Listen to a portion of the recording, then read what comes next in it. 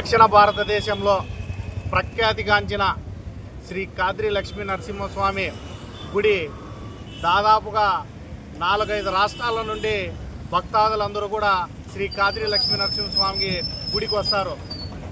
అటువంటి ప్రసిద్ధిగాంచినటువంటి శ్రీ కాద్రి లక్ష్మీ నరసింహస్వామి టెంపుల్లో పారిశుద్ధ్య కార్మికుడిగా 25 సంవత్సరాలు పర్మనెంట్ ఎంప్లాయ్ చేసినటువంటి దొడ్డప్ప అనే వ్యక్తి సంవత్సరం కిందట అనారోగ్యం చేత చనిపోతే అతని భార్యకి ఉద్యోగము ఇవ్వాలనే అనసూయమ్మ అడిగితే 1 సంవత్సరం పాటు డైలీ లేబర్ కింద 300 రూపాయలతో ఆమెతో పని చేయించుకొని తీరా ఆమె సంవత్సరం దాటినా కూడా నా భర్త ఉద్యోగం నాకు ఇవ్వలేదు, నా భర్త ఉద్యోగం నాకు ఇవ్వండి సార్ అంటే శ్రీ కాద్రి లక్ష్మీ నరసింహస్వామి టెంపుల్ ఈవో శ్రీనివాసరెడ్డి 2 లక్షల రూపాయలు డిమాండ్ చేయడం జరిగింది.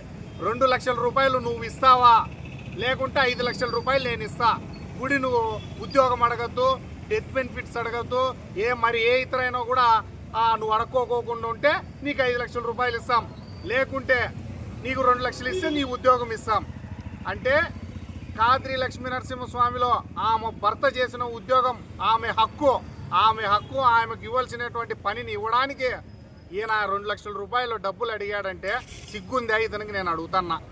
ఈరోజు నరసింహస్వామి గుళ్ళో కళ్యాణకట్టలో 8 మంది క్షౌరం చేశారు.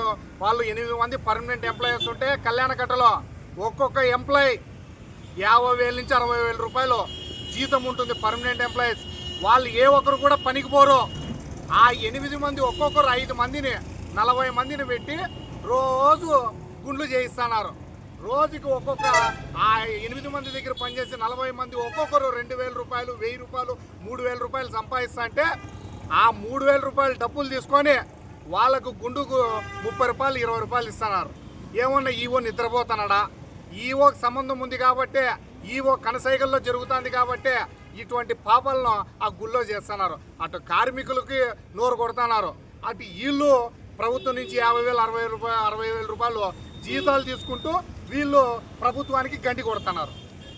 ఈవో నిజంగానే చిత్తశుద్ధి ఉంటే, ఈవోకి నిజంగానే నిజాయితీ ఉంటే, ఈవో నిజంగా కడుపు కన్నమే తింటే గడ్డి తినుకోకుండా ఉండింటే ఈరోజు ఈ విధంగా జరుగుతుంటే కళ్యాణకట్టలో ఈయన వచ్చి కూడా దాదాపు చాలా సంవత్సరాలు లేదు. ఏం చేస్తాడు ఈయన? నిద్రపోతున్నాడా? నిద్రపోలే. వాళ్ళతో ఈయన కూడా డబ్బులు తీసుకుంటూ కమిషన్లు కకృతిపడి ఈరోజు గుడిని సర్వనాశనం చేస్తున్నాడు ఈయన. గుడి కాద్రి లక్ష్మీ నరసింహస్వామి టెంపుల్ ఈవో కనుసైగల్లో నడచడంలే.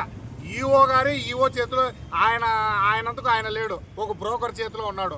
టెంపుల్లో కొబ్బరి చిప్పలు కావచ్చు, బియ్యం కావచ్చు, ఎనీ కాంట్రాక్ట్ ఏ చిన్న పనైనా ఒక బ్రోకర్ చేతిలో నడుస్తుంది. నరసింహస్వామి గుడి మొత్తం మీద కూడా ఒకే ఒక బ్రోకర్ చేతిలో నడుస్తుంది. ఆ బ్రోకర్ చేతిలో ఈయన కూడా ఉన్నాడు. ఆ బ్రోకర్ చేతిలో కూడా ఈవో కూడా.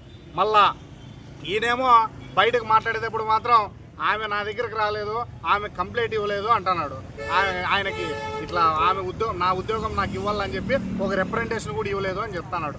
నీకు సిగ్గుందా? 8 రోజులు అవుతుంది పొద్దుడికి నిరాహార దీక్షలు చేయబట్టి.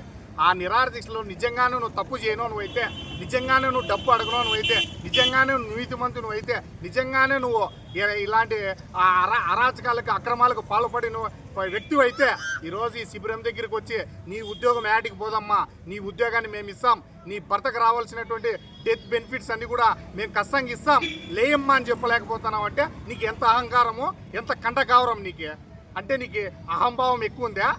ఒక ఎస్సీ మహిళకి ఈరోజు అన్యాయం జరుగుతా అంటే 8 రోజులు అవుతుంది. ఏ ఒక్క ప్రభుత్వ అధికారి కానీ ఈ ప్రభుత్వం కానీ అడగలేదంటే ఈ ప్రభుత్వం ఏమన్నా గాడిద పండ్లు దోమేకపోయిందా అని అడుగుతున్నా ఈ సందర్భంగా. ప్రసిద్ధిగాంచిన లక్ష్మీ నరసింహస్వామి టెంపుల్లో జరుగుతున్న అక్రమాలు, జరుగుతున్న అన్యాయాలు ఎవరు గుర్తించలేదులే అని చెప్పి మీరు ఎట్లా పడితే అటు చేస్తున్నారు. దాదాపుగా 20-25 సంవత్సరాల నుండి దొడ్డప్పని పర్మనెంట్ ఎంప్లాయ్ అయిన అతను చనిపోయి 1.5 సంవత్సరం అవుతుంది అనారోగ్య కారణంగా. అనసూయమ్మ ఉద్యోగం ఇవ్వమని అడిగితే 2 లక్షల రూపాయలు డిమాండ్ చేశారు. ఎవరు? నారాయణ స్వామి, నాగరాజ స్వామి అనే అతను, మేస్త్రి అంజయ్ అనే అతను, వీళ్ళందరూ కూడా ఈవో గారు డబ్బులు డిమాండ్ చేశారు. ఈరోజు మేము ఆర్సీపైగా ఒకటే చెప్తున్నాం, ఈరోజు నిరాహార దీక్షలో 8వ రోజు జరుగుతున్నాయి. ఈ సందర్భంగా మా నాయకులు గుండెకి ఇచ్చుకొని ఈరోజు నిరసన తెలిసారు. ఈ బొచ్చు కూడా నువ్వే అమ్ముకొని దీన్ని కూడా డబ్బులు సంపాదించుకోమని ఈవో గారికి చెప్తున్నాము. దయచేసి